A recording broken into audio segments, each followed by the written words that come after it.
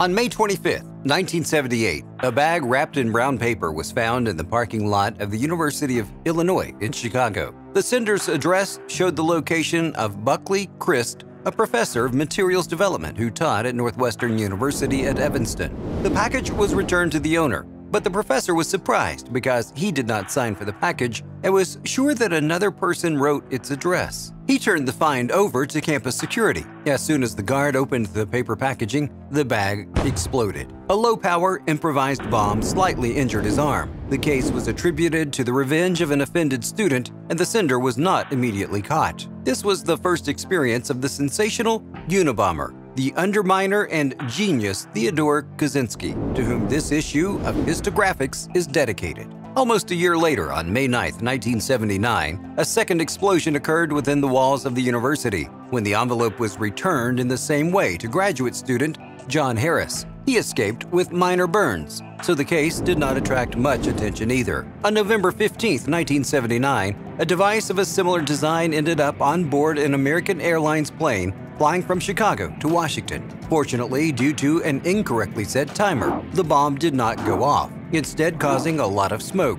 The Boeing had to make an emergency landing. There were no casualties, but experts found that the potential power of the explosion would have been enough to make the plane crash. The FBI joined the investigation. In each of the above cases, the letters EF.CI were written on the packages. It became obvious that one and the same person was behind the bombings at the universities and the unsuccessful bombing of the plane. The case was named Unabomber, that is, the University and Air Bomber, in honor of the first targets for the attacks.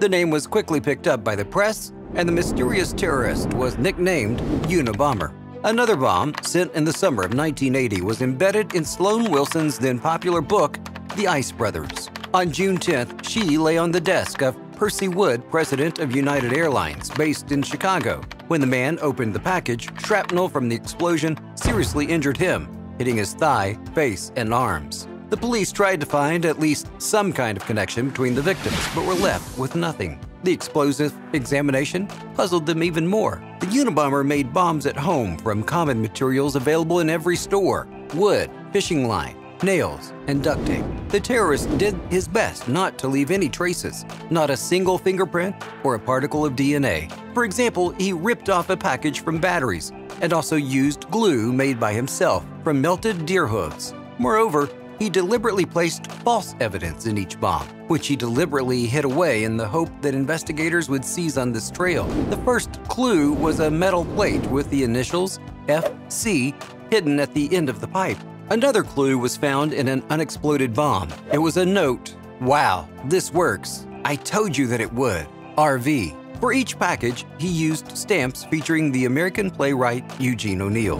According to the memoirs of FBI forensic scientist James Fitzgerald, it was noticeable that the terrorist used the theme of nature, especially wood, in his crimes. He often put pieces of bark or a few twigs into the bombs, and among his targets were professors Leroy Wood and Percy Wood, whose surnames translate as tree. On October 8, 1981, another bomb was sent to the University of Utah in Salt Lake City, where it was diffused before exploding. On May 5, 1982, an explosion occurred at Vanderbilt University in Nashville, Tennessee. Secretary Janet Smith sustained severe injuries to both arms and required long-term treatment. The seventh bomb went off on July 7, 1982 at the University of California, Berkeley. The victim, Diogenes Angelakos, suffered serious injuries to his face and right arm, but was able to recover. Meanwhile, the FBI prepared a psychological portrait of the criminal. He was described as having a higher-than-average intelligence. He probably had a degree in exact sciences, had connections in academia, and was a neo-Luddite against industrial progress. Later, the description was corrected, where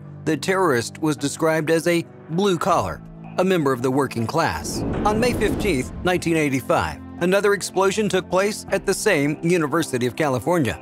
Graduate student and U.S. Air Force Captain John Hauser lost 4 fingers and vision in one eye.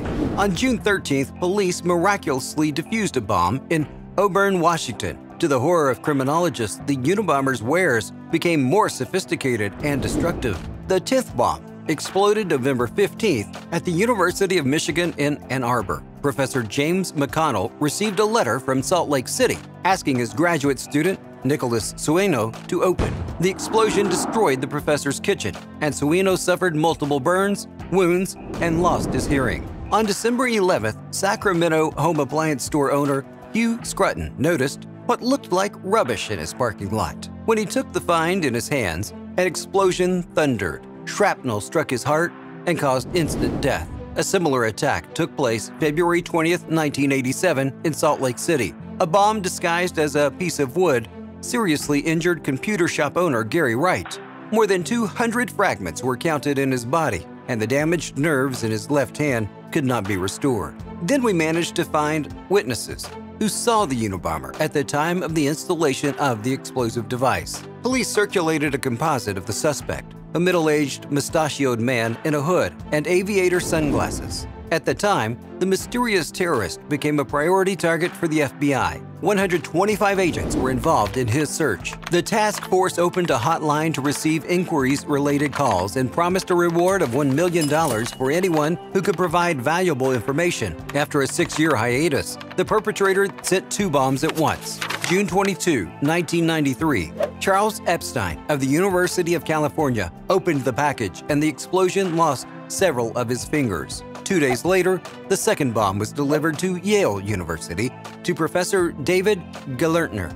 The explosion tore off his right arm and seriously impaired his eyesight. Shortly after the terrorist attack, his brother, geneticist Joel Gelernter, called an unknown person with the words, "You are next."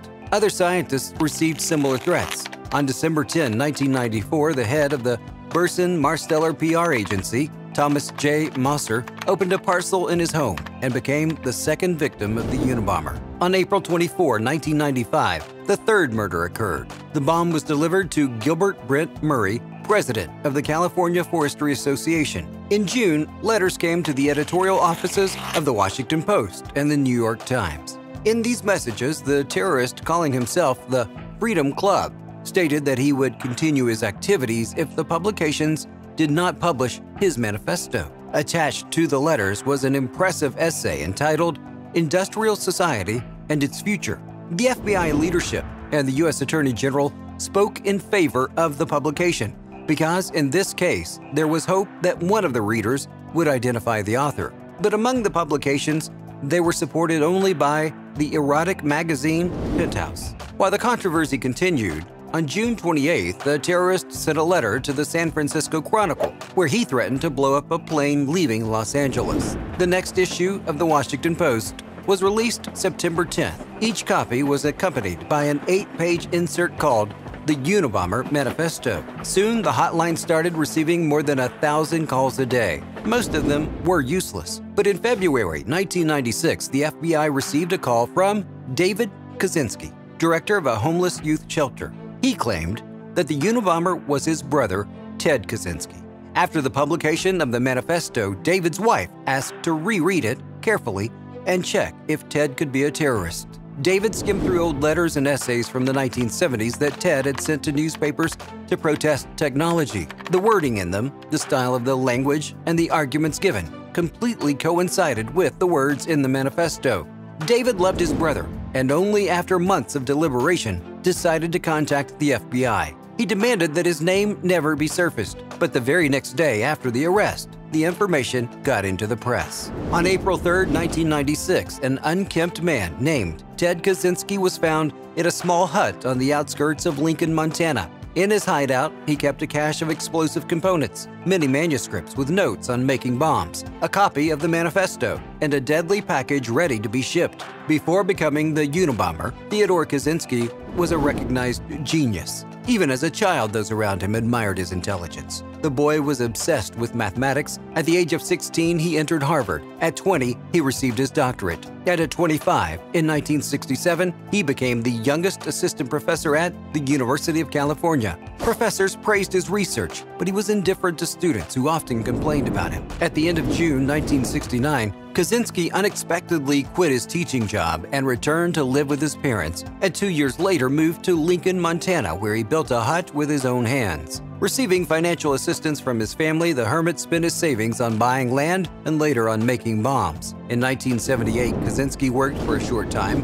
at a foam rubber factory where he was fired from by his own brother, David. This was the reason for Ted's pursuit of one of the employees. Kaczynski decided to finally break with civilization and live autonomously. He was trained in survival skills, how to hunt correctly, navigate the terrain, and distinguish edible plants. He adapted to life without running water and electricity, heated his home with wood, created primitive tools. Theodore occasionally rode an old bicycle to the library. He didn't beg or steal, but the neighbors noted his unkempt appearance and how unsocial he was. Then there was a shift in the consciousness of the hermit. Kaczynski realized that it is impossible to live peacefully in the forest due to the fact that wildlife is being destroyed for the construction of industrial facilities. In response, he sabotaged objects near the hut. The point of no return was the case when Ted came to his favorite place in nature and saw that a new highway had been laid through it. Kaczynski realized that all the troubles are due to the viciousness of the social system, which, in the pursuit of comfort, seeks to destroy nature. The detonator was convinced that by making bombs, he would draw more attention to his ideas. Already after the capture, the Unabomber stated that he chose the victims on impulse, based on publications he found in the local library. In his opinion, geneticists and computer sellers were directly and indirectly destroying nature. Forest associations contributed to deforestation, and PR agencies not only bleached reputations, but also developed methods of manipulating public opinion. During the trial, Unabomber's lawyers persistently sought recognition of his insanity, the only chance to escape the death sentence. However, unexpectedly for everyone, Kaczynski abandoned state psychiatrists, considering them part of the system. He refused his lawyers and asked the judge either to provide an opportunity to defend himself or to appoint new defenders who would defend the provisions of his manifesto. The judge, fearing that the court would become an advertising platform for the terrorist, rejected all requests. Independent experts diagnosed Kaczynski as paranoid schizophrenic, but declared him sane. On January 21, 1998, Unabomber was sentenced to 4 life sentences. And now the former child prodigy who once could revolutionize mathematics is serving a life sentence in one of the most heavily guarded prisons. According to the administration of the institution, the Unabomber feels great, subscribes to scientific journals, and is in correspondence with many people from all over the world. What do you think? Is the Unabomber really a radical environmentalist, or is he just crazy? Share your opinion in the comments. Thank you for watching this episode, and as always, don't forget to like, share the video with your friends, and subscribe. See you next time.